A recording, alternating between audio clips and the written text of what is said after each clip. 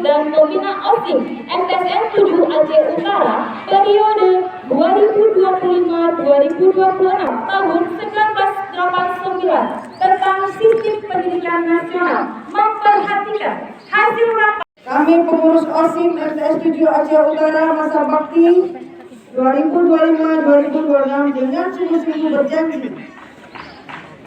Ini diucapkan bersama-sama ya. Tugas kami terhadap Yang Maha Esa.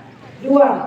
Mentaati tata tertib madrasah. Mentaati tata tertib madrasah. Di tanah Aceh yang kelok nan permai, berdirilah sekolah penuh makna.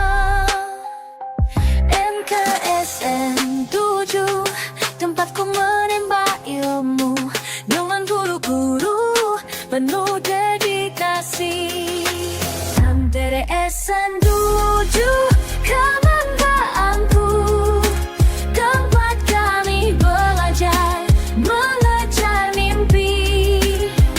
Dengan semangat kami terus maju, bersatu padu untuk masa depan cerah. Di sini kami tumbuh, belajar dan bermimpi. Dari pelajaran agama hingga ilmu